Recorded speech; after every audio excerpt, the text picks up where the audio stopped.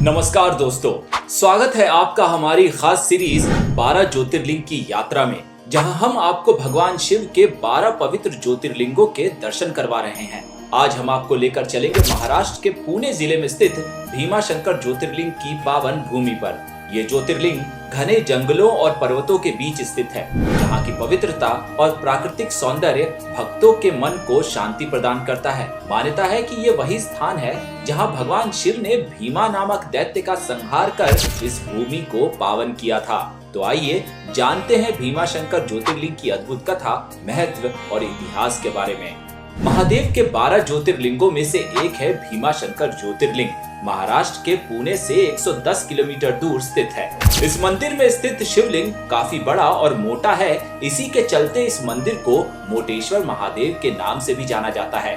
शिव पुराण में उल्लेख मिलता है कि भीमाशंकर ज्योतिर्लिंग में सूर्योदय के बाद जो भी भक्त सच्चे मन से भगवान शिव की पूजा अर्चना करता है, उसे उसके सभी पापों से मुक्ति मिलती है। भीमाशंकर ज्योतिर्लिंग से जुड़ी पौराणिक कथा अत्यंत रोचक और भक्तिपूर्ण है। इस कथा का वर्णन शिव पुराण में मिलता है और इसका संबंध रावण के भाई कुंभकर्ण के बेटे भीमा से है।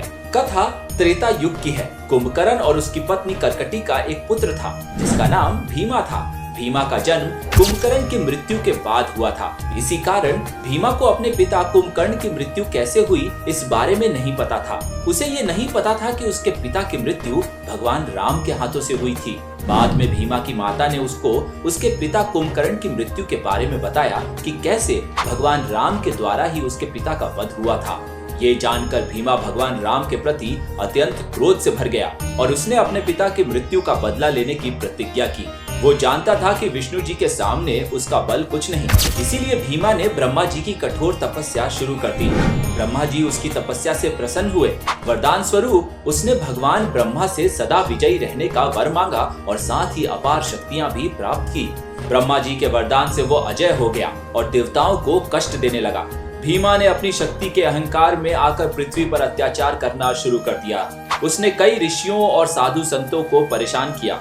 उसके भय से देवता भगवान शिव की शरण में गए और उनसे प्रार्थना की कि वे इस संकट को समाप्त करें।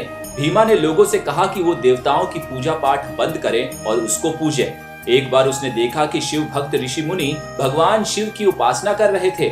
उसने उन्हें शिव जी की पूजा करने से मना किया और स्वयं को पूजने के लिए कहा। शिव भक्तों ने उसकी बात मानने से इनकार कर दिया। इस पर क्रोधित होकर दैत्य भीमा ने उन सब को खत्म करने की बात ठान ली। सारे ऋषि भोलेनाथ को याद करने लगे। भगवान शिव ने अपने भक्तों की पुकार सुनी तो वो वहां प्रकट हुए। भगवान शिव ने भीमा को चेतावनी दी कि वो अपने अत्याचारों को समाप्त करे, लेकिन भीमा ने भगवान शिव की चेतावनी को अनसुना कर दिया, उन पर आक्रमण कर दिया। दोनों के बीच भयंकर युद्ध हुआ।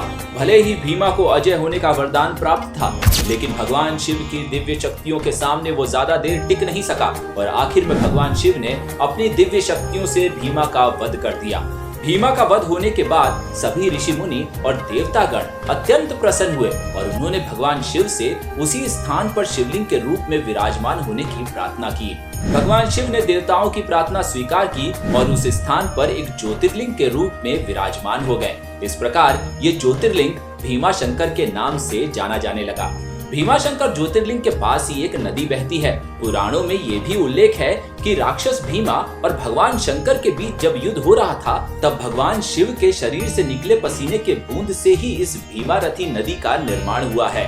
भीमाशंकर ज्योतिर्लिंग का मंदिर सह्याद्री पर्वत की गोद में स्थित है और ये अपनी अद्भुत नागर शैली की वास्तुकला के लिए प्रसिद्ध है। रोचक बात यह है कि यहाँ इन पहाड़ियों के आसपास जंगलों में जो वनस्पतियां पाई जाती हैं, वो भारतवर्ष में अन्य कहीं और नहीं मिलती और यहाँ कई प्रकार की दुर्लभ प्रजातियां भी हैं। मंदिर का निर्माण 13वीं शताब्दी में किया गया था और बाद में पेशवाओं ने इसे भव्य रूप दिया। भीमाशंकर ज्योतिर्लिंग न केवल धार्मिक महत्ता के लिए बल्कि प्राकृतिक सौंदर्य और ऐतिहासिक महत्व के लिए भी प्रसिद्ध है। ये ज्योतिर्लिंग केवल एक मंदिर नहीं, बल्कि ये शक्ति, भक्ति और मोक्ष का अद्भुत संगम है। भगवान शिव के इस पवित्र धाम में आकर भक्तों की सभी मनोकामनाएं पूर्ण होती हैं और उन्हें मोक्ष की प्राप्ति होती है। अगर आपको ये वीडियो पसंद आया हो तो इसे लाइक करें, शेयर करें और हमारे चैनल को सब्सक्राइब करना ना भूलें। अगली कड़ी में हम आपको ले चलेंगे 7वें ज्योतिर्लिंग की ओर। तब तक के लिए हर हर महादेव।